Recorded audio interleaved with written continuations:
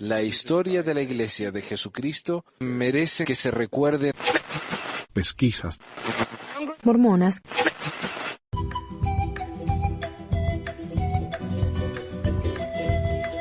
Bienvenidos a otro episodio de Pesquisas Mormonas. Les habla Manuel desde Ogden, Utah. Hoy tengo un programa en dos partes. La primera parte la voy a leer yo y la segunda parte el amigo Leon Fell. La parte de Leo es el ensayo que publiqué en el blog acerca del lavado del cerebro, porque encontré hace un tiempo un estudio, ¿no? Y no se llama lavado del cerebro, se llama reforma del pensamiento, así se llama. Y en este artículo de la reforma del pensamiento es un libro, en realidad un estudio del doctor Lifton que hizo en China durante alguna guerra. Y él notó que cuando ellos trataban de reformar el pensamiento usaban ciertas estrategias. Y fue muy fácil encontrar comparaciones con la iglesia. Ahora, yo no estoy diciendo que la iglesia lava el cerebro, pero definitivamente se beneficia de algunas de estas técnicas. Y lo mismo con mi ensayo que voy a leer, que es unos fragmentos del libro La amenaza en la sombra, de Antonio Luis Moyano, y suena como un título bastante melodramático, pero el libro en sí está muy bien hecho, porque se basa en estudios de otra gente, de expertos en el rubro específicamente también el señor Lifton. Ahora, yo no estoy diciendo tampoco que la iglesia mormona sea una secta, pero definitivamente tiene características sectarias. Yo este artículo lo voy a leer. Lo voy a leer simplemente, que no es un artículo, como digo, es un resumen del libro, fragmentos. Pero voy a poner una comparación de las cosas que he notado entre los estudios de este hombre y la iglesia, y van a estar en el website. Ahí lo van a ver lado a lado. También el amigo Leon Fell, cuando él lea su ensayo, cuando lea ese ensayo, él va a dar varios ejemplos personales y que estaban en el ensayo mismo. Así que bueno, vamos a empezar entonces con el libro Sectas, la amenaza en los umbros. En 1985 se aceptó la definición de secta destructiva como todo aquel movimiento totalitario presentado bajo la forma de asociación o grupo religioso, cultural o de otro tipo que exige una absoluta devoción o dedicación de sus miembros a alguna persona o idea, empleando técnicas de manipulación, persuasión y control destinadas a conseguir los objetivos del líder, provocando en sus adeptos una total dependencia del grupo en detrimento de su entorno familiar y social. Y yo creo que ningún mormón me va a negar que ellos en realidad tienen una absoluta devoción a la iglesia. Esto por lo menos los mormones que lo toman en serio, no los mormones truchos como decimos en Argentina, o los Jack Mormon como se dicen acá. No, los mormones que lo toman en serio tienen yo, por ejemplo, siempre me consideré, primero que nada, miembro de la iglesia. Segundo, esposo. Tercero, padre, y así. Pero yo siempre fui, primero que nada, un mormón. Mi devoción era absoluta. Ahora, al líder, bueno, en la iglesia decimos, no, al líder no, es a Jesucristo, pero honestamente, si vayan a una sala de la primaria ahí en su barrio y vean qué fotos hay. ¿Hay fotos de Jesucristo? ¿Hay fotos de los líderes? ¿Qué fotos hay más? Es típico. ¿Cuántos himnos le cantamos al profeta? ¿Cuántas dedicaciones le hacemos a esta gente? Hay una especie de adoración a los líderes en la iglesia mormona. Y esto no se puede negar. Acá en Utah, por ejemplo, hay un dicho que dice, el Papa dice que él es infalible y los católicos no le creen. Los mormones, los líderes dicen que no son infalibles y los miembros no le creen. O sea, claro, ¿cuántos piensan que los líderes son realmente voceros de Dios, que han hablado con Dios, con Jesucristo, que las revelaciones que tienen son de ellos, a pesar de que no hay ninguna revelación últimamente? Pero ustedes hablen mal del presidente Monson en un grupo de mormones y agárrense, porque la respuesta no va a ser nada caritativo ni cristiano, como dicen. Alguien me dijo en YouTube, en un video que puse, no sé ni cuál es, ¿te gustaría si insultaran a tu mami? Y así me dice, ¿tu mami? Y yo digo, no me gustaría que insultaran a mi mamá. Pero Si mi mamá hace algo indecente, inmoral, ilegal, bla, bla, bla, y alguien la acusa, yo me voy a enojar. Y lo más probable es que, si no soy un ciego que no acepta la realidad, me voy a dar cuenta que la persona con la que me tengo que enojar es mi mamá. Y no las personas que han revelado lo que ella hace. Entonces en la iglesia yo acuso a las personas, los líderes, y a la iglesia en sí, no a los miembros, pero los miembros lo toman personal, porque el líder es intocable. Ok, continuamos. El abogado e historiador Vidal Manzanares considera secta como aquel grupo humano en el que se dan todas y cada una, no solo algunas de las siguientes características. Y yo creo que tienen que ser obvias también. Por eso yo digo que el mormonismo no es una secta, pero tiene características sectarias. Tiene muchísimas de estas características que vamos a mencionar. Organización piramidal. Sumisión incondicional al dirigente. Anulación de la crítica interna.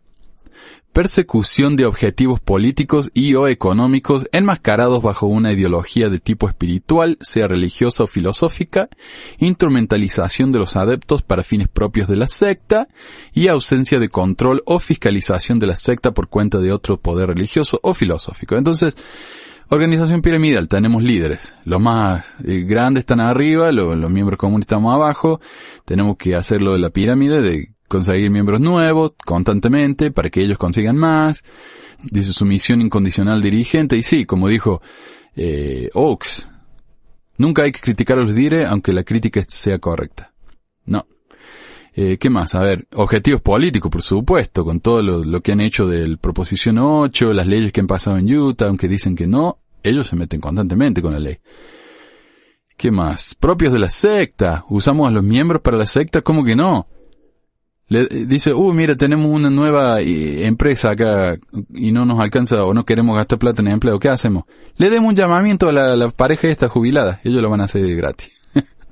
Así que ahí está, ¿no? Constantemente usamos los miembros para los bienes de la iglesia. Y no solamente estoy hablando de los llamamientos en sí que benefician a la iglesia y a los miembros, sino llamamiento, entre comillas, que benefician a las empresas de lucro de la iglesia. El Desert Industry, por ejemplo, el DI, está lleno de voluntarios. Hay gente que trabaja por gratis. ¿Y esa plata dónde va? A la iglesia. Obvio. Reforma del pensamiento. El Dr. Robert Lifton, pionero en su estudio, esboza los pasos que hacen posible la reforma del pensamiento. Observa una primera fase a la que denomina asalto a la identidad, en la que el individuo es despojado de su yo para incorporar unos nuevos esquemas mentales ajenos a su personalidad que acaban adueñándose de su voluntad. En la segunda fase se produce una implantación de la culpa. Las autoridades eclesiásticas saben muy bien que para adoctrinar a sus fieles es necesario inculcarles un permanente sentimiento de culpabilidad que garantice su obediencia y sumisión. Y esto está en el tema de que si nosotros hacemos algo malo, inmediatamente tenemos que ir al obispo y decirle, ¿no? Porque si no, estamos condenados. Hay que ser honesto y ¿cómo se dice? Confesarnos. Claro. Dependemos de la iglesia, porque si nos vamos de la iglesia también que nos vamos a ir por el camino descarriadazo, como decimos siempre. Vamos a hacernos drogadictos, asesinos, violadores, ¿no? Si no fuera por la iglesia, somos un desastre. Así que dependemos de la iglesia, mentalmente.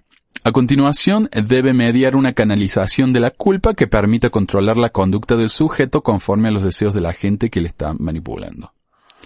Lea las escrituras, vaya al templo, pague su diezmo.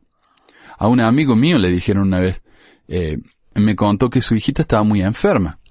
Y le dieron bendiciones de salud, fueron al hospital, hicieron todo lo que pudieron hacer, fueron al templo y la chiquita seguía enferma. Y el obispo le dijo, ¿sabe lo que pasa, hermano? Es que usted tiene que dar más en ofrendas de ayuno. Usted no ha dado suficiente ofrenda de ayuno. Y el tipo sacó un préstamo para darle más ofrenda de ayuno a la iglesia para que su hija se curara. Si eso no es manipulación, usted dígame qué es. Adoctrinamiento intenso. Puede lograrse a través de 3 procedimientos: alterar su estructura ideológica y la percepción de su propia identidad. Como digo, ahora yo soy, primero que nada, soy mormón. Segundo, incentivar su motivación para hacerle incorporar nuevas concepciones ideológicas. Claro, lo que estaba pensando usted antes está mal, su religión era una abominación, aquí está la verdad. Y finalmente, promover esas actitudes a base de reforzarlas. Enseñamos las mismas lecciones todos los domingos. O como el libro ese que vi en Desert Book. Todo lo que necesito saber lo aprendí en la primaria. Persuasión coercitiva. El proceso de conversión a través del cual la elección, preferencia o formas de pensar y de sentir de una persona es manipulada en el ámbito emocional y cognitivo mediante la limitación de su autonomía individual y la reducción de sus fuentes de informaciones alternativas por medio de la estrategia de un agente externo manipulador sin que el sujeto sea consciente de ello. Casi puede afirmarse que nadie está libre de caer en las redes de la manipulación mental. O sea, no, los libros inspiradores son los únicos que deben leer, las películas de Disney, las películas de la iglesia. Si quieren saber de los mormones, lean de los mormones, no de los antis, porque todo el que diga algo crítico, aunque sea verdadero, son antis. En algunas sectas se utilizan sofisticadas técnicas de adoctrinamiento que modifican la personalidad previa de sus miembros, la ocultación de sus rituales internos, la repetición interiorizada de cánones y cánticos y clichés, frases cortas y contundentes, o la obligación de postrarse ante el líder son algunas de las técnicas utilizadas para conducir a los adeptos hasta el buen redil. ¿Y ustedes saben de algo en la iglesia que no se puede compartir fuera? Cánticos, repeticiones, bueno, tenemos los himnos, pero también tenemos los testimonios que son casi todos iguales, las oraciones que son iguales como la del pan, y del agua en la Santa Cena, el del bautismo, que son todos los mismos, las bendiciones de salud que son todas iguales. Usted puede ser captado sin saberlo. Nadie se mete en una secta. La víctima es captada mediante un proceso indirecto. Está enormemente indefensa pues no sabe que le quieren captar. Nadie participa en un grupo en el que le van a manipular hasta el punto de apoderarse de su voluntad. Las sectas tienen asociaciones y personas que hacen de gancho para atraer a la gente y seleccionar cuál interesa y es más proclive por su manera de ser o por las circunstancias que le rodean. O como decían en mi misión, busquen a las personas que están listas, esperando el evangelio. Cursillos de inglés, terapias de mejoramiento personal, prácticas deportivas son solo algunas de las estrategias de captación empleadas por la secta. Y es increíble porque le digo, este libro no está escrito hablando de los mormones, pero estas son todas cosas que los mormones hacen directamente. La felicidad, la respuesta a las eternas interrogantes que angustian al ser humano, quiénes somos, de dónde venimos, qué hacemos aquí, hacia dónde vamos, la posibilidad de encontrar un islote de afecto en una sociedad cada vez más deshumanizada, son algunas de las promesas que nos oferta el mercado espiritual de esos grupos. Y encima lo dicen directamente, el mundo está cada vez peor. Así que los templos, la iglesia es una isla, Sion es una isla. Donde estén los santos reunidos, ahí está Sion. Cuando en realidad los estudios nos muestran que el mundo nunca ha sido más pacífico que ahora. Nunca hemos estado mejor con respecto a la salud. Guerras hay mucho menos de lo que ha habido en la historia del mundo. Pero la iglesia no les conviene que uno piense así. El mundo está podrido y uno tiene que basarse en la iglesia. Ese es el remedio. El búnker, ¿no? Las exigencias cotidianas con frecuencia no te dejan ocasión de sentarte y reflexionar hasta dónde has estado y hacia dónde te diriges. ¿Eres feliz? ¿Estás alcanzando tus metas en la vida? Este libro, escrito por el fundador del grupo, contiene las verdades básicas, los manuales de la iglesia. No puedes permitirte prescindir de su lectura. Lean todos los días. Francamente, no puedes sobrevivir sin él. Este libro me ha acercado más a Dios que cualquier otro libro. Es lo que nos dicen. Y sí, en la iglesia nos mantienen tan ocupados todo el tiempo que no podemos ni pensar, especialmente gente como obispos que trabajan 20 horas a la semana en la iglesia gratis, pero es para que no piense, para que esté constantemente ocupado. Y en cuanto lo relevan, lo llaman algo más. O sea, nadie tiene un sabático, ¿no? Un descanso. Para tratar de convencer a los demás, el sectario se esfuerza a sí mismo en los criterios bajo los que ha sido adoctrinado. Aparte de servir para captar a nuevos miembros, el proselitismo, o sea, Un ejemplo de esto es cuando nos dicen en la iglesia, si uno no tiene ganas de orar, hay que orar para tener las ganas de orar. Y claro, cuando uno ya tiene el envión, es fácil seguir.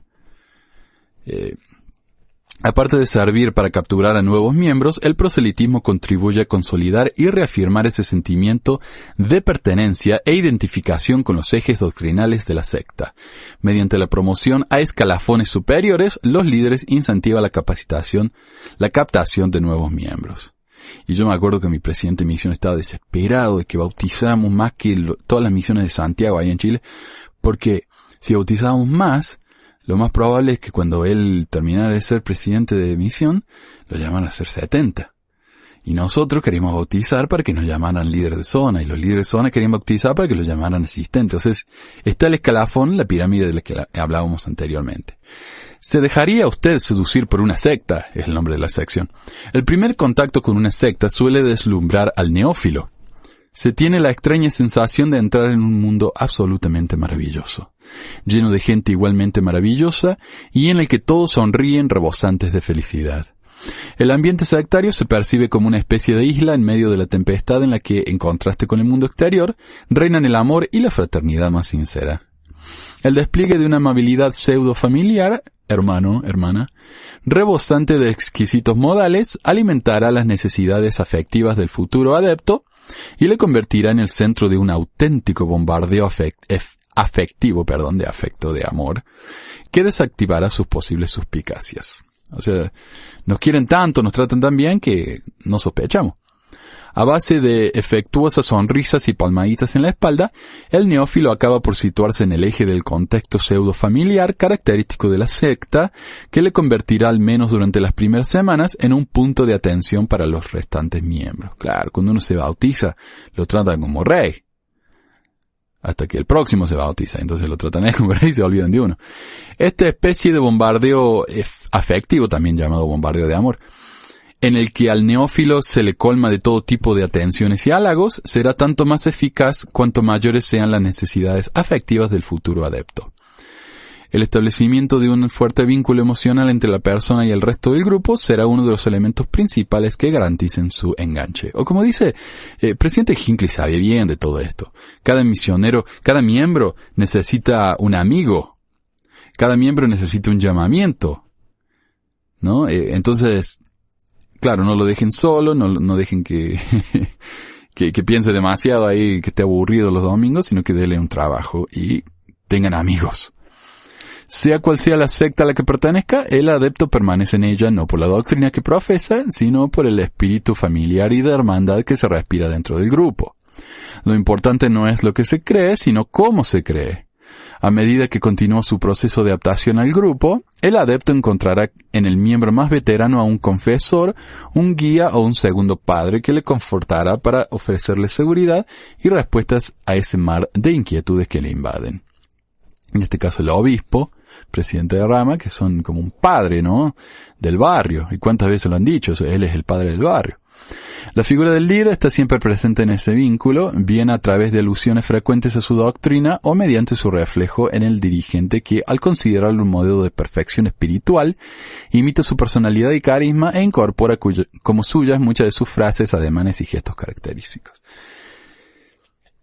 Y eso es tan cierto. Si uno va a un barrio de soltero acá, los tipos, ¿no?, que tratan de ser los más espirituales que hay, se paran y hablan como autoridades generales, pero tal cual. El mismo tono, los mismos gestos, las mismas palabras, y las palabras del presidente Monson, nuestro Salvador, incluso Jesucristo, amén. Y ese incluso lo usan increíble, porque uno no lo escucha eso en el mundo, como dicen. Eso es. Y por supuesto las expresiones, ¿no?, que usa uno en la iglesia, que son expresiones mormonas y punto. Hace poco estaban haciendo un hilo ahí una conversación en el Facebook, en el grupo, en el que alguien preguntó cuáles son algunas de las expresiones típicas de los mormones, y pusieron como 50 o más, ¿no?, con toda la fibra de mi ser, y les comparto en el nombre de tu Hijo, aunque sea un testimonio de Jesucristo, amén. Esas cosas no son necesarias para su salvación, hermano. Ese tipo de cosas que son típicas de la iglesia. Y uno las empieza a copiar. A la empalagosa cordialidad que se respira en el ambiente orquestado por los adeptos, se suma la jugosa invitación de poder acceder al conocimiento de ancestrales saberes ocultos. Y ahí está el libro de Mormón, conocimientos que se habían perdido y que nosotros tenemos. Es increíble cómo se encaja esto. Buscando respuestas. Al futuro miembro se le abren las puertas a una nueva dimensión de la realidad. La angustia que produce en el ser humano el planteamiento de las eternas interrogantes de quiénes somos, de dónde venimos y a dónde vamos, encuentra respuestas a través de una nueva interpretación de determinados textos sagrados o de una nueva filosofía que pretende rescatar saberes antiguos y milenarios que, en algún momento del pasado más remoto, fueron relegados a la humanidad por parte de los dioses o de los extraterrestres. Bueno, recuerden que esto no es solamente de religiones, por eso habla de los extraterrestres. Entonces, claro, el conocimiento es antiguo, milenario.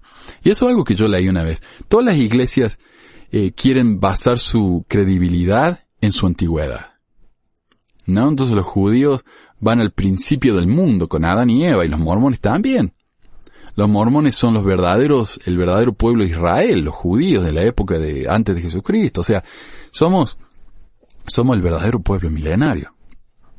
La doctrina y por extensión toda la comunidad sectaria se convierte en la única depositaria de esa verdad absoluta, capaz de reconfortar la inquietud que a todos nos invade cuando nos planteamos la eterna interrogante del sentido de nuestra propia existencia. Por un mecanismo psicológico de inercia, el neófilo acaba adoptando una actitud pasiva ante la primera fase de adoctrinamiento. Claro, uno va y está calladito, asiente con la cabeza. Su incapacidad para refutar cada una de las enseñanzas expuestas en las sagradas revelaciones acaba debilitando su sentido crítico y le hace acatar cualquier doctrina por absurda que parezca. Ah, José Smith fue a una arboleda y vio a Dios. Ok. Había una plancha enterrada en el patio de su casa. ¡Qué bueno! Ok. La estructura cognitivo-afectiva, es decir, los sentimientos y el intelecto del neófilo, se convierte en una esponja permeable cuyos circuitos pueden ser programados por la secta a su antojo.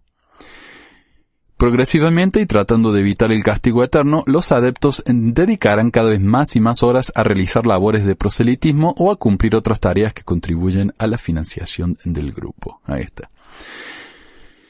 La disciplina es el camino. Otra sección. Evitar la lectura de libros alejados del marco doctrinal sectario es una invitación tácita a no contrastar otros puntos de vista alternativos a los expuestos por el líder. ¿Cuántas veces me han dicho, deja de mentir, Satanás? Y me dicen, Satanás, ¿no? Deja de mentir, Satanás.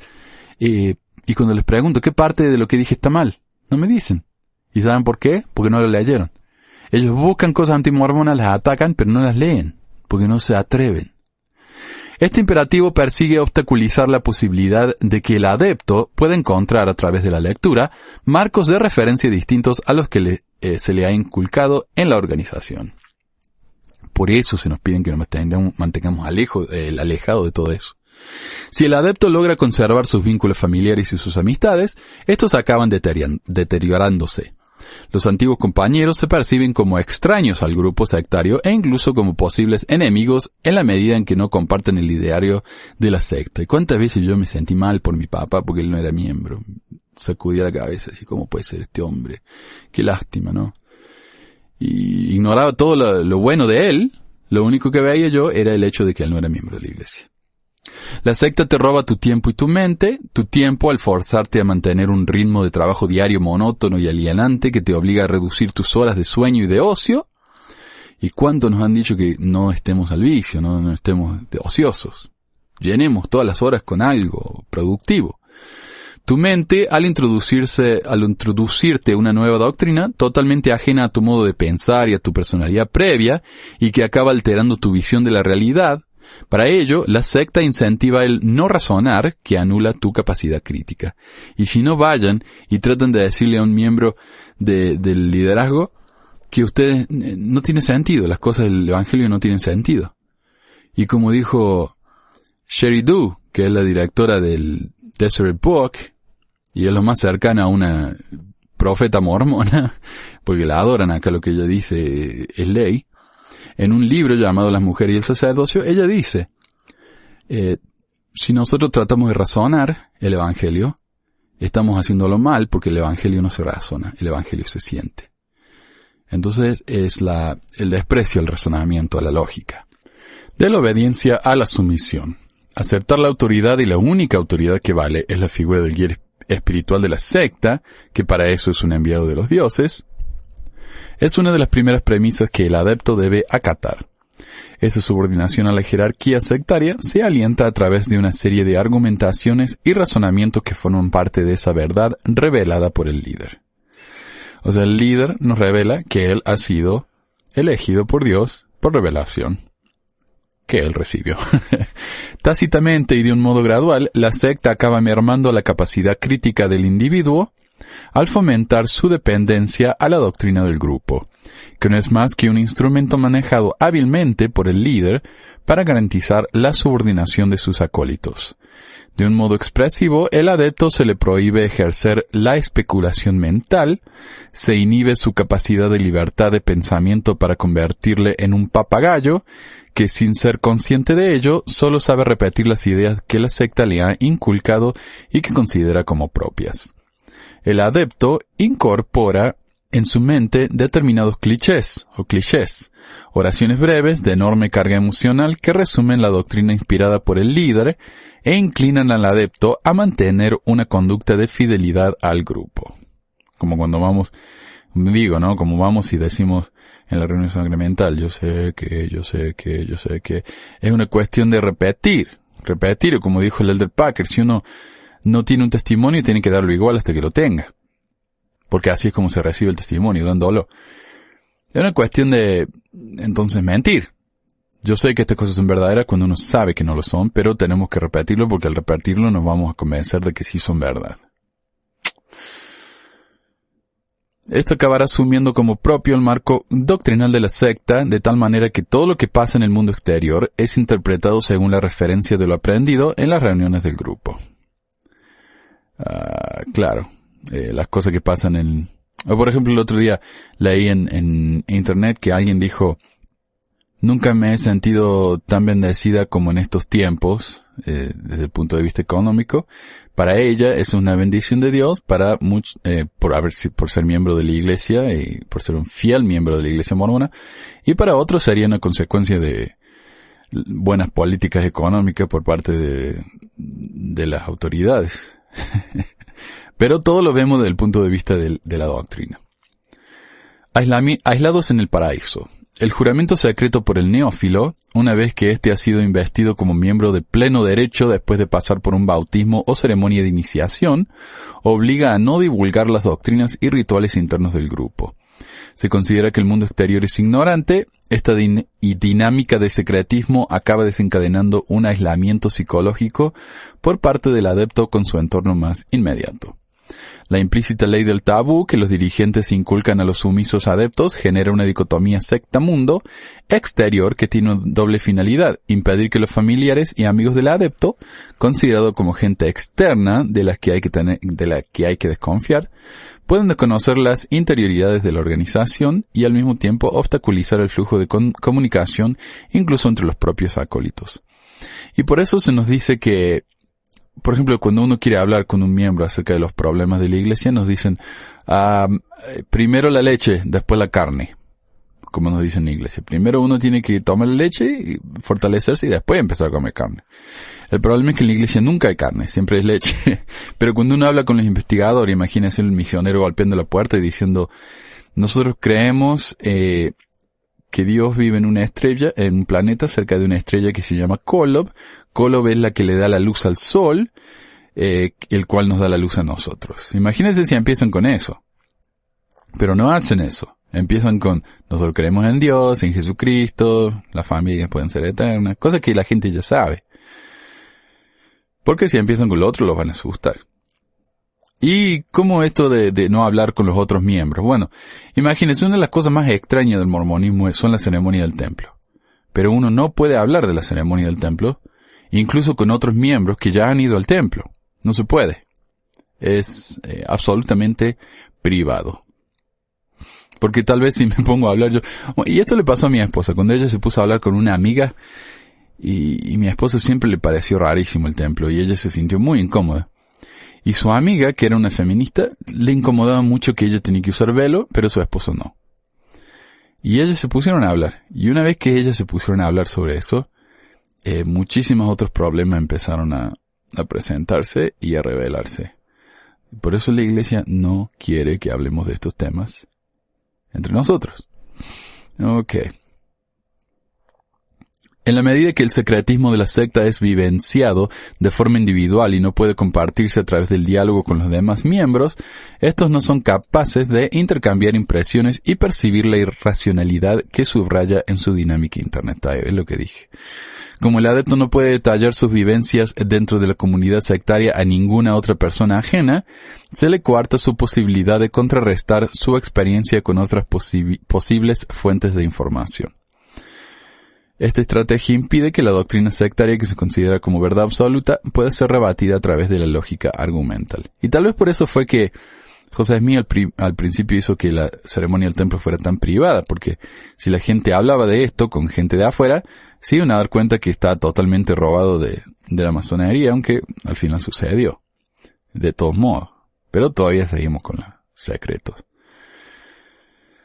Por este motivo, una de las primeras estrategias que deben posibilitarse en la terapia de rehabilitación es la de invitar al adepto a que focalice su experiencia desde un punto de vista ajeno a la situación, con el objeto de que pueda apreciar bajo un criterio más objetivo el paulatino proceso que ha seguido en su incorporación condicionada de pautas de comportamiento sectario. Y esta fue mi caída de la Iglesia, digamos. Cuando yo dije, voy a empezar a ver estas cosas desde el punto de vista de alguien de afuera, porque si estas verdades son absolutas y no tienen muchísimo sentido y todo eso, si yo no soy un miembro, lo voy a reconocer. Y como yo me bauticé muy chico, yo no tenía ese nivel de razonamiento, entonces dije, bueno, lo voy a razonar ahora como un investigador, por ejemplo, de la Iglesia. Y una vez que hice eso me di cuenta del absurdo de tantas doctrinas de la Iglesia y ahí se me cayó totalmente la fe en el mormonismo. Pero, claro, entonces hay que verlo desde el punto de vista de afuera y sacarse de esa mentalidad de ver todo desde el punto de vista de un miembro fiel. El despertar de una pesadilla. El miedo a esa otra realidad ajena al mundo paradisíaco preconizado por la secta es uno de los instrumentos cohesionantes dinamizados dentro de la comunidad para evitar diserciones. Básicamente está diciendo que dentro de la Iglesia vamos a estar a salvo, fuera de la Iglesia es peligroso, por eso sentimos una obligación implícita de mantenernos en la Iglesia. Afuera es una pesadilla, adentro es un paraíso. A los que abandonan la secta se les amenaza con la posibilidad de la condenación eterna o de un castigo kármico que acabará sumiéndoles en un infierno psicológico en esta vida. Claro, uno solamente puede ser feliz dentro de la Iglesia. ¿Cuántas veces hemos escuchado eso? O en lo que viene. La generación de un sentimiento de culpabilidad que solo puede mitigarse al lograr la redención a través de la obediencia a los dirigentes y el temor a un hipotético castigo divino si ese compromiso no es asumido con disciplina. Son dos de las armas utilizadas por la secta para condicionar la sumisión de sus acólitos. Durante el proceso de adoctrinamiento se atemoriza tácitamente al ánimo del sectario de mil maneras. Se le amedrenta para realizar determinadas acciones inocuas por ser consideradas nocivas para una perfecta realización espiritual, como por ejemplo tomar café o hacer cosas que no son realmente malas, pero se nos pide que no las hagamos porque al hacerlas vamos a alejarnos de Dios, como tomar café.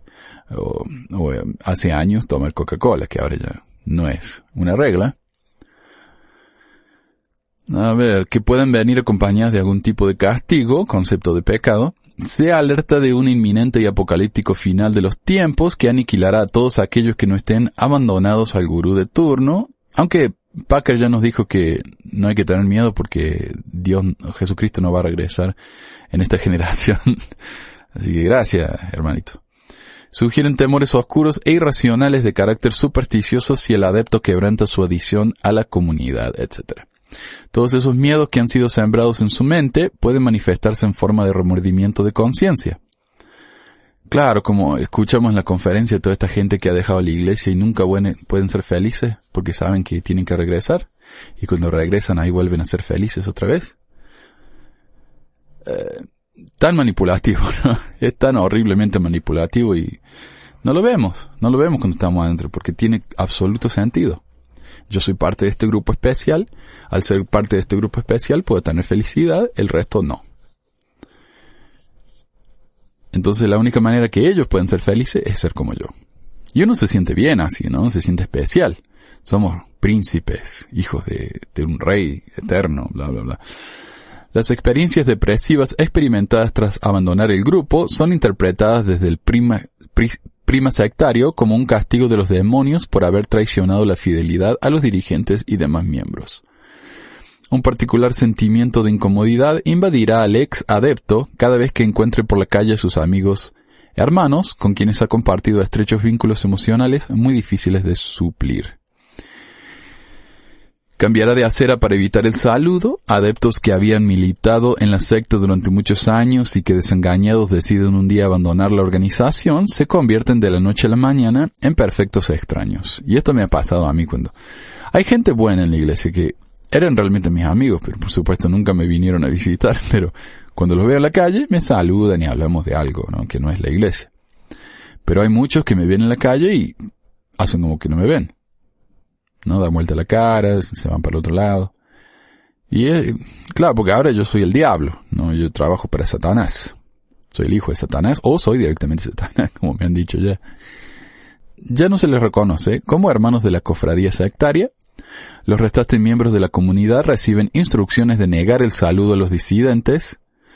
Con esta media se pretende evitar nuevas diserciones al desaprobar el que los adeptos presten oído a las opiniones de aquellos exmiembros que han mostrado una postura crítica con respecto a la doctrina del líder. Y la iglesia no es tan obvia como otras religiones, tal como los testigos de Jehová, en las que uno no debe hablar más con los exmiembros de la iglesia. Pero se nos pregunta, por ejemplo, en la entrevista del templo, si uno se asocia con personas o grupos que van en contra de las ideales de la iglesia. Durante su posterior recuperación y reinserción al mundo normal, el ex sectario atravesará por un periodo de crisis en el que experimentará frecuentes episodios de flotaciones o flashbacks que le trasladarán mentalmente a determinados momentos y escenas de su pasado vivido dentro del grupo. Saben que yo tengo una pesadilla que no es recurrente, pero ya la he tenido varias veces, en la que vuelvo a la misión. Incluso como miembro, tenía esa pesadilla de que volví a la misión y era una pesadilla horrible. Y hablando con otros ex miembros me han dicho lo mismo. La misión no se nos dice que los mejores 2 años, pero ¿cuántas pesadillas hemos tenido de que estamos de regreso? Y uno dice, no quiero. Además de tiempo y dinero, los disidentes acaban por perder cualquier tipo de reconocimiento y de amistad por parte de sus ex compañeros, los cuales acaba sumiéndoles no solo en fuertes depresiones, sino también en periodos de ansiedad por medio a posibles represalias. Y acá estoy yo, ¿no? Sin darme apellido, justamente por eso. Porque no quiero perder mi dinero al perder mi trabajo. Que aunque no lo crean es una posibilidad acá en Utah. Pesadillas y sueños recurrentes vivirán en su memoria la oscuridad de los rituales secretos de iniciación que experimentó durante su estancia en la secta. A partir de ahí comienza un largo camino hasta que el ex adepto pueda olvidar el infierno que empezó aquel día en que su voluntad quedó doblegada ante la más peligrosa seducción. Y bueno, yo no diría que haber sido miembro de la iglesia fue una pesadilla, un infierno, pero fue una pérdida de tiempo, definitivamente. Y hubiera podido haber hecho mucho más con mi vida si no hubiera sido por la iglesia, pero también le agradezco ciertas cosas. Cosas prácticas como el haber podido mudarme acá a Utah y conocer a mi esposa y tener a mi hijo y etcétera, ¿no? Pero cosas que podría haber conseguido de otra manera. Pero bueno, esto fue una pequeña lectura entonces acerca de las sectas y a continuación vamos a escuchar al amigo Leo Fell. Hola, ¿qué tal? Les saluda su amigo Leon Fell desde la mitad del mundo, aquí mismo en Ecuador. Bueno, se me ha sido asignado nuevamente por el señor Pesquisas para compartir un poco de sus investigaciones. Ha sido asignado tal cual como un mensaje en la iglesia. Y comenzábamos así: agradezco al obispo, agradezco al presidente de estaca, a todos los miembros, al conserje, a mi esposa, a mis padres, gracias a los élderes que me bautizaron, y un montón de agradecimientos para decir, el tema que me asignaron es el siguiente. Y después te botan un papelito y te dicen, hermano, le falta solo 3 minutos. Y se acabó el mensaje. Bueno, el tema que en verdad me asignó el señor Pesquisa es el mormonismo y el lavado de cerebros. Un tema que pueden encontrarlo también, todo el artículo está en pesmore.org. Comienza con la investigación que dice: en 1961 el renombrado psicólogo Robert J. Lipton publicó el libro Reforma del Pensamiento y la Psicología del Totalismo, en que el estudio de las técnicas represivas usadas en China, a las que llamó la reforma del pensamiento, o sea, el lavado de cerebro. Su estudio no fue solo fascinante, sino que fue innovador. Lipton describe en detalle 8 métodos que dice que son usados por los que quieren alterar la mente de los demás. A continuación, les comparto una lista que hice con enseñanzas de la Iglesia y citas dichas por líderes de la Iglesia que con una rarísima coincidencia encajan perfectamente con los métodos de Lipton. En Estados Unidos al mormonismo le saben llamar cult, que significa que es culto. Aquí en español podríamos decir que es un culto religioso y eso no tiene nada que ver. Pero si dijéramos secta, eso sí viene una palabra dura, y especialmente cuando era misionero, que me digan que era una secta. No puede ser, esto no es del diablo. Entonces, como en Estados Unidos lo interpretan como culto, o sea, también como secta, es algo que interfiere en las personas, de su normal raciocinio, se podría decir, que les hace pensar otras cosas diferentes, o sea, básicamente un lavado de cerebro, que antes pensaban una cosa normal y ahora están como títeres, algo que a mí me pasó y a muchos que nos hemos alejado, recién nos hemos refrescado el cerebro nuevamente y estamos pensando normalmente. El primer punto del lavado de cerebros es el control del ambiente, o sea, todo lo que nos rodea. Y dice: la limitación de muchos o todas las formas de comunicación con aquellos fuera del grupo. Los libros, las revistas, cartas y visitas con amigos y familiares son tabúes. Aquí nos da un consejo sobre las amistades un líder de la Iglesia. Todos necesitan buenos y verdaderos amigos, quienes serán una gran fortaleza y bendición para ti. Influirán en tu modo de pensar y actuar, e incluso ayudarán a determinar la persona que llegarás a ser. Te ayudarán a ser una persona mejor y harán que vivir el Evangelio de Jesucristo sea más fácil para ti. Elige amistades que tengan los mismos valores que tú, a fin de que puedan fortalecerse y animarse mutuamente a vivir normas elevadas. Al procurar tener amistades con los demás, no te comprometas a tus normas. Si tus amigos te instan a hacer cosas malas, sé la persona que defiende hacer lo bueno. Aunque te encuentres solo, quizás tengas que buscar a otros amigos que te apoyen a guardar los mandamientos. Procura la guía del Espíritu Santo al tomar esas decisiones. Este es un primer punto que está en la fortaleza de la juventud que nos enseñaron desde jóvenes. A tener solo amigos de la iglesia. En cierta parte está bien, ya que los miembros de la iglesia sí tienen buenas normas, pero no por eso vamos a descolar al resto.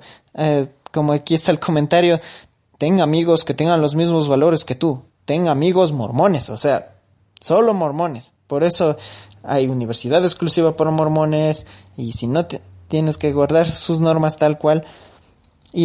Porque si no, los mormones hacen cosas malas como tomar café y mirar películas PG-13 que son para mayores de 15, como Matrix o incluso Star Wars Episodio 3. Sí, porque son clasificadas así y son malísimas. Entonces esa es una prohibición terrible. Y nos van a desunir. O sea, tengo que ser el bichito feo del colegio porque todos mis compañeros toman café o escuchan otro tipo de música. En fin. Vuelta un consejo de cómo lavan el cerebro a los misioneros, dándonos, como dice, el control del ambiente. Dice: concentre su estudio en los libros canónicos, la biblioteca misional aprobada y las revistas de la iglesia. Estudie únicamente esos materiales. Esto se encuentra en el Manual Misional, página 16 del librito pequeño blanco que siempre nos tocaba llevar en el bolsillo. En su estudio personal, concéntrese en los libros canónicos y la biblioteca misional aprobada. Solo estos: Jesús el Cristo, nuestro legado, nuestra búsqueda de la felicidad y leales a la fe. Libros con doctrina básica, o sea, pura leche, nada de carne.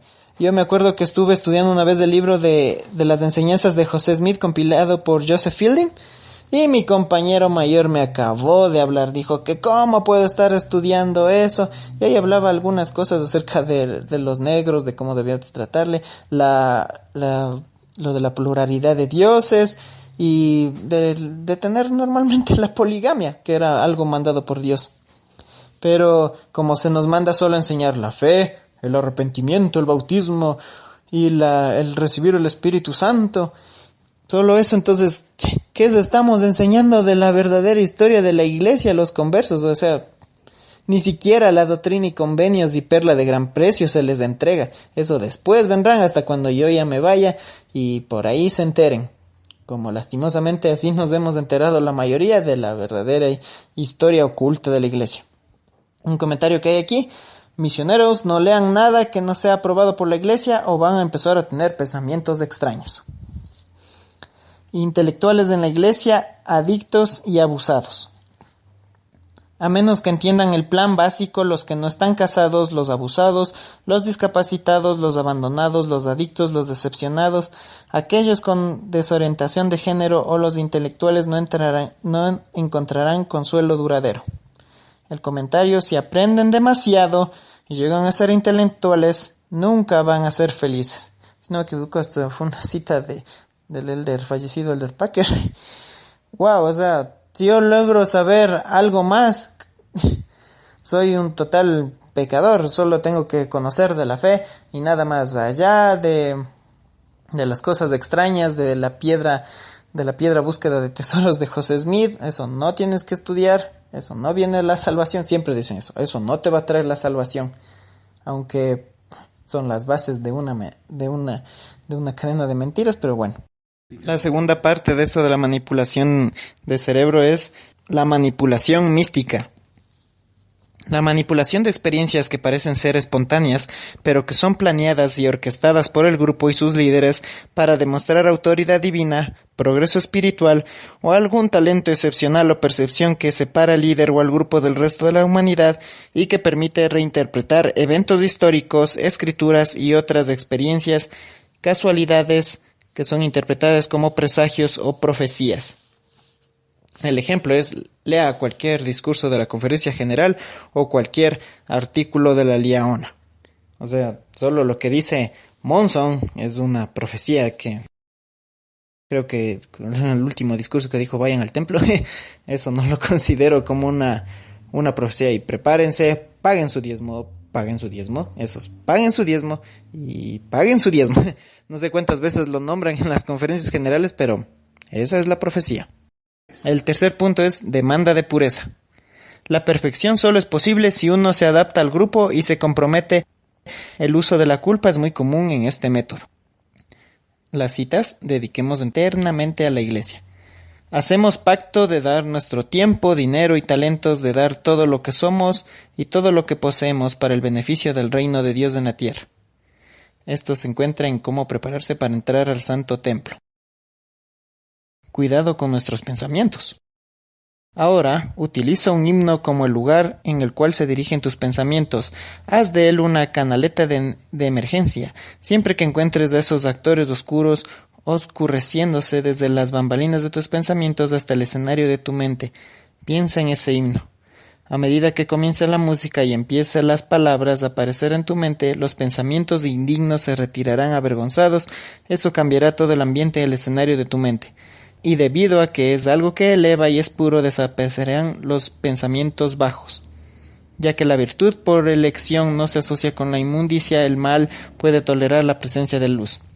Boyd K. Packer, solo para jóvenes balones, página 12. Literalmente está diciendo que tengamos un himno en la mente. Ahora cada vez que escucho olor al profeta se me viene a la mente con cuántas mujeres menores de edad tuvo.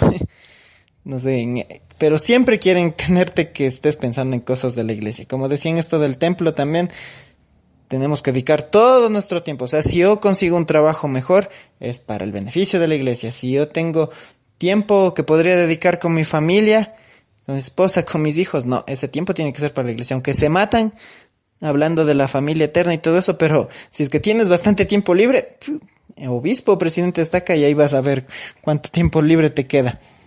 El comentario del señor Pesquisas: si no aprendes a controlar tus pensamientos, te vas a perder en las tinieblas de maldad. Buajajajaja. El cuarto punto del lavado de cerebros es el culto de la confesión. Ups, este sí es grande. En la práctica enfermiza de descubrirse uno mismo a los miembros del grupo, a menudo el bajo contexto de una reunión pública en el grupo, admitiendo pecados pasados e imperfecciones, incluso las dudas sobre el grupo y los pensamientos críticos en cuanto a la integridad de los líderes. La confesión a la familia no es suficiente. Muchos jóvenes se sienten más cómodos de confesar sus errores a sus padres o a sus líderes de jóvenes.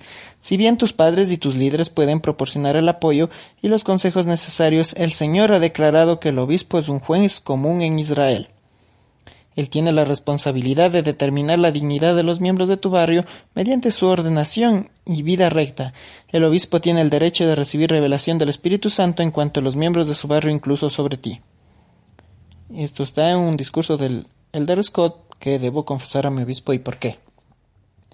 Bueno, la iglesia es sumamente estricta con esto de las confesiones y de las entrevistas. Así lo llaman ellos, las entrevistas.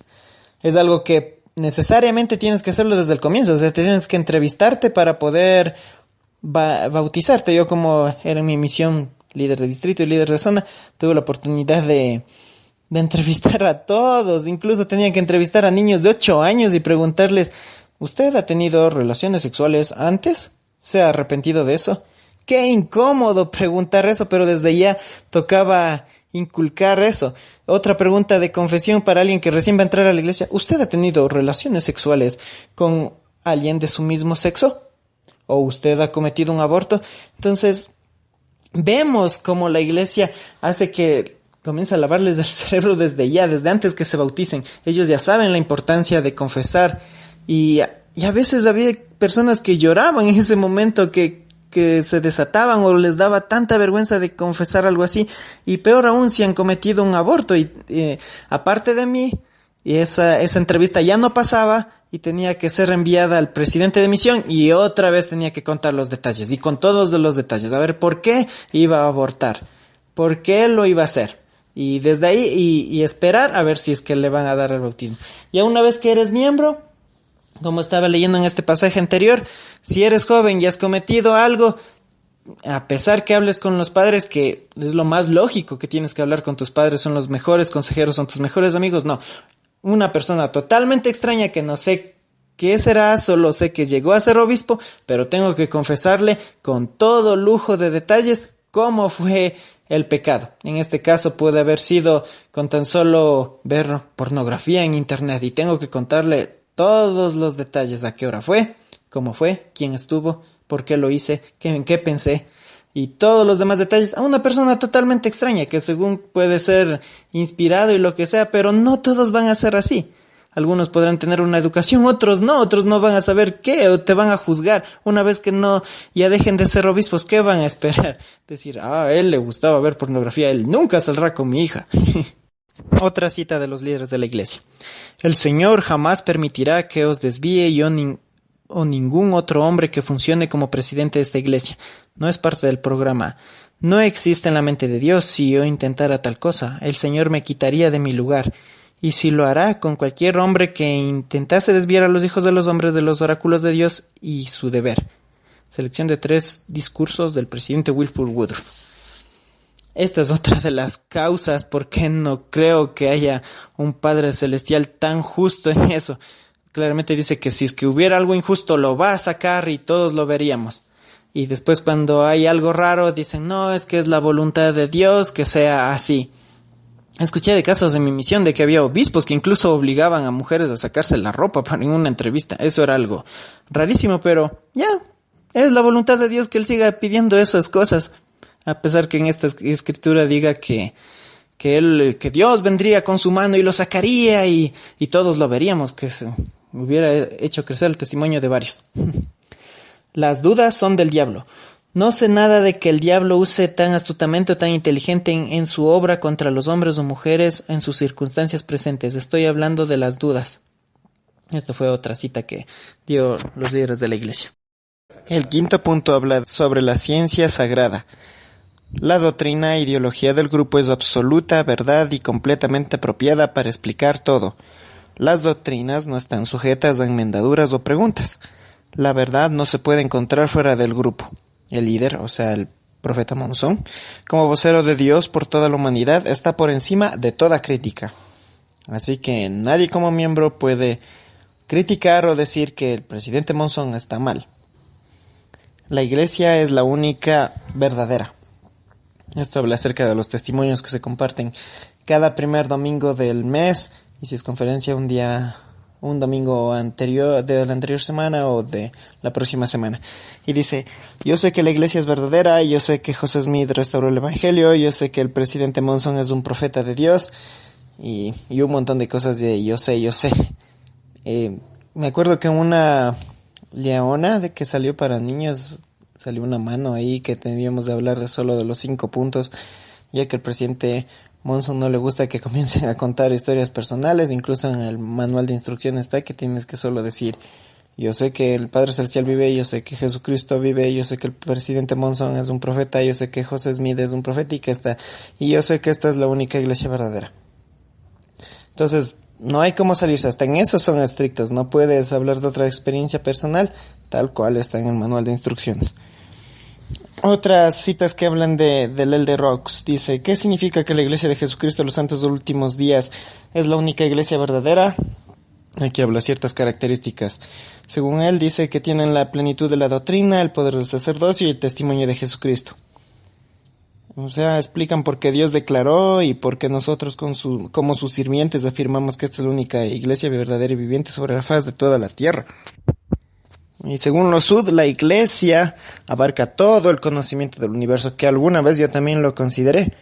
Y dije, es la única iglesia que pues se puede fusionar la ciencia con la religión, con el caso de Kolob y otros mitos mormones que al final son y no son nada probados. En otras palabras, si el mormonismo no es vida misma, no creo tener vida, no comprendo ninguna otra cosa, porque integra todo lo que abarca el entendimiento humano. Si no contiene en sí mismo todo lo que hay en los cielos y en la tierra, ¿no es lo que reclama ser?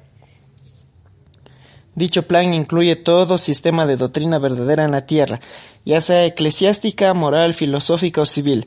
Abarca todas las leyes buenas que se han promulgado desde los días de Adán hasta hoy. Comprende las leyes de las naciones porque las supera en conocimiento y en pureza. Abarca las doctrinas de la actualidad y las obtiene de toda fuente, unificándolas en un solo sistema y dejando toda paja para que sea dispersa de acá para allá. Esto está en Enseñanzas del Presidente de la Iglesia, Brigham Young, página 18. Y aún de niños nos enseñan que el profeta es el hombre más perfecto del mundo y siempre nos hacen cantar la canción, siga al profeta, siga al profeta, siga al profeta, deja el error, siga al profeta, siga al profeta. Lo que él dice, manda el Señor. Entonces, desde niños nos tienen que el profeta es lo máximo y siempre hay que testificar de él. Una parte que le ponen aquí dice la cereza en el pastel. Aunque no volverá a haber otra apostasía general de la verdad, debemos cuidarnos de la apostasía personal, al guardar los convenios, obedecer los mandamientos, seguir a los líderes de la iglesia, participar de la Santa Cena y fortalecer constantemente nuestro testimonio mediante el estudio de las Escrituras, de la oración y del servicio diario. Si no hacemos ninguna de estas cosas, lastimosamente estaremos en apostasía. Con tan solo no orar un día, ya estamos apostatando en nuestros corazones y, según ellos, qué cosas más malas hacen en el futuro. Sexto punto, lenguaje cargado. Un nuevo vocabulario surge dentro del contexto del grupo. Los miembros del grupo piensan dentro de los parámetros muy abstractos y estrechos de la doctrina del grupo. La terminología es suficiente para detener a los miembros de pensar críticas reforzados por una mentalidad en blanco y negro. Los términos cargados y clichés perjudican el pensamiento. De aquí vienen técnicas que siempre se enseñan o como misionero o como miembro de la iglesia para no dar a pensar mucho. O es sí o es no. O es verdadero o falso. No hay punto medio. El libro de Mormón es que no hay un punto medio, o es la palabra de Dios como ha sido profesada o es un fraude total. Esto está en un libro de Dios por el Elder Todd R. McAllister. ¿Este libro debe ser verdadero o falso? Si es verdadero, es uno de los mejores y más importantes que hayan sido enviados al hombre de Dios, afectando ambos los intereses temporales y eternos de toda la gente. Si es falso, es una de las imposiciones más malvadas, atrevidas y profundas que jamás se hayan impuesto en el mundo, calculada para engañar y arruinar a millones. Si es verdad, a nadie puede rechazarlo y ser salvo. Si es falso, nadie puede recibirlo y ser salvo. Autoridad Divina del Libro de Mormón por Orson Pratt. Qué genial testimonio. O sea, si o es la mayor historia o es un fraude total. ¿No es cierto? Y en este caso, los que ya hemos estudiado y hemos conocido realmente cómo es la verdad, al final por eso estamos haciendo los podcasts, estamos en los comentarios en Facebook, todo eso, porque estamos obedeciendo el testimonio de Orson Pratt. Si esto era mentira, entonces compartámoslo, porque ha sido ya el peor daño que se está haciendo a la tierra, incluyendo sacarle dinero hasta los más pobres. Otra línea de otra autoridad dice: la línea de combate se ha establecido desde la época de Adán, el mal contra la rectitud. En esta última dispensación y en preparación para el milenio, las fuerzas del mal se han intensificado y unido bajo la poderosa influencia de Satanás. En el bando opuesto, el reino de Dios hace resonar con claridad la trompeta de la rectitud, como quizás nunca antes se había escuchado. La Iglesia de Jesucristo de los Santos de los Últimos Días se halla en la ofensiva declarando que el bien es el bien y el mal es el mal. Esto está en Una estrategia de guerra por Darrell A. Wilsley. Punto 7. La doctrina es sobre la persona. Las experiencias personales del grupo están subordinadas a la ciencia sagrada, que es el punto 5, y cualquier experiencia contraria debe ser negada o interpretada para encajar a la ideología del grupo. El primer subpárrafo está: hay que orar, pero hay que orar de la manera correcta o no pasa nada. Una clave para mejorar la oración es aprender a hacer las preguntas correctas, en vez de pedir las cosas que quieres. Busca honestamente lo que Él quiere para ti. Luego, a medida que aprendas su voluntad, ora para que te guíe a tener fortaleza para cumplirla. Agradece que a veces Dios permite que luches por un largo tiempo antes de obtener una respuesta. Esto es por el Richard G. Scott. Es verdad, la iglesia y los miembros y los misioneros, nosotros básicamente éramos los que damos las respuestas.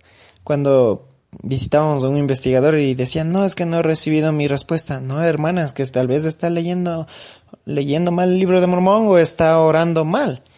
Porque usted debe de sentir algo. O sea, obligábamos a que sienta algo. Cualquier cosa. O sea, ¿le gustó el Libro de Mormón? Sí, eso ya es una respuesta, hermana.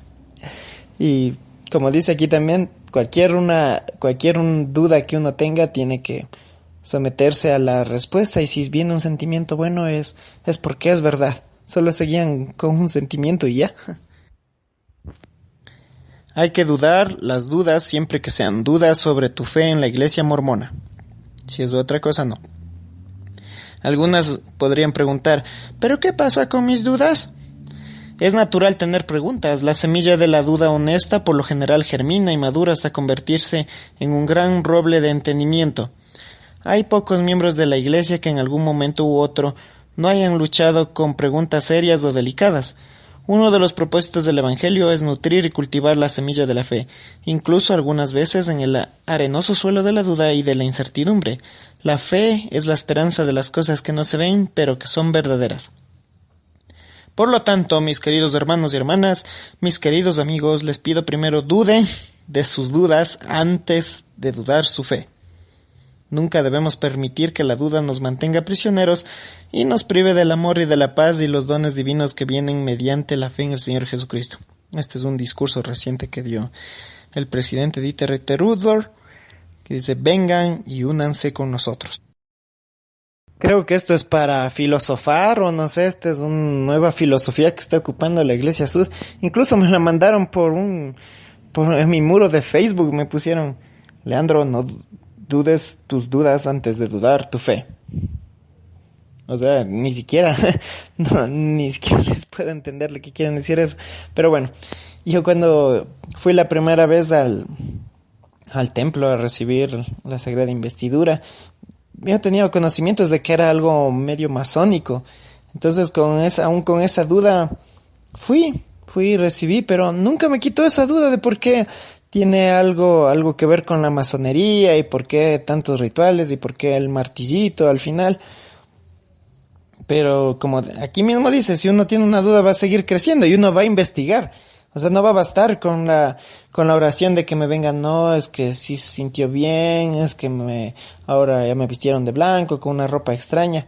No, para nada. O sea, si uno en verdad tiene una duda, va a comenzar a investigar y aquí estamos con el señor Pesquisas, yo y miles de personas más que también comparten el blog, que hemos investigado, no es algo que por una oración o que Satanás nos apareció y nos dijo, no, ya deja de asistir a la iglesia. No, son nuestras propias investigaciones que hemos logrado saber la verdad que por años nos han ocultado y que recién ahora comienzan a querer mostrar, pero igual siguen de una forma media deshonesta. El punto 8, dispensando de existencia. El grupo tiene el derecho de decidir quién tiene el derecho de existir y quién no. Esto no es siempre literal, pero significa que los que están en el mundo de afuera no van a ser salvos, son incultos, inconscientes y deben convertirse a la ideología del grupo. Si no se unen al grupo o son críticos, deben ser rechazados por los miembros. De esta manera, los del mundo de afuera pierden toda credibilidad. A los miembros de la iglesia constantemente se les recuerda que a pesar de que estén en el mundo, no deben ser del mundo. Citas de un líder mormón.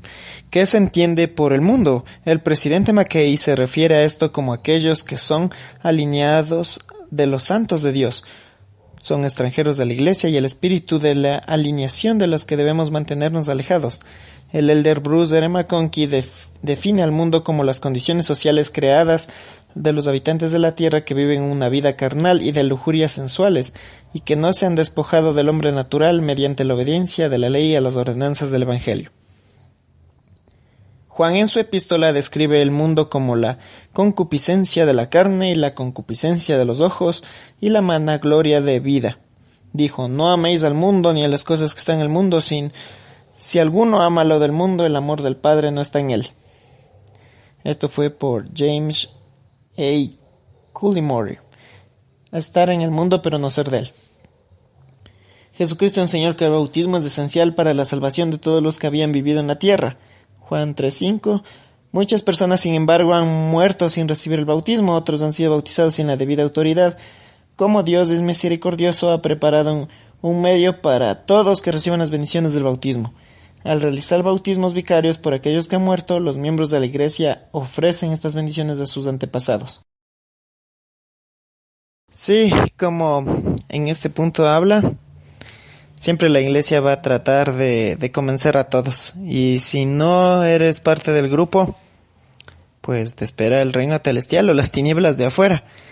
Esa es su tenaz misión, y aún incluso es tétrico lo que dicen cuando si la persona tiene el derecho o no a aceptar en la otra vida, y si no lo acepta, pues ya es su albedrío.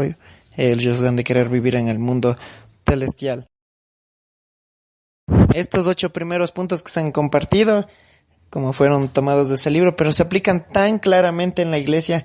Cada punto que de este lavado de cerebro se aplica, aunque ellos quieran decir claramente no, todo se basa por la fe, pero sí, se ve que ellos claramente nos han estado lavando el cerebro, metiéndonos cosas de a poquito, dándonos verdades a medias, solo enseñándonos lo que ellos desean.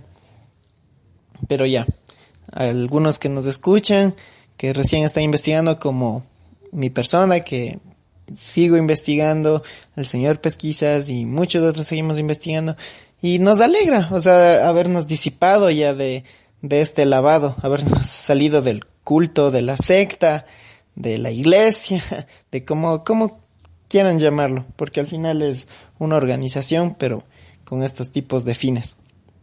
Fue chévere otra vez compartir con ustedes. Gracias a Manu por esta oportunidad también.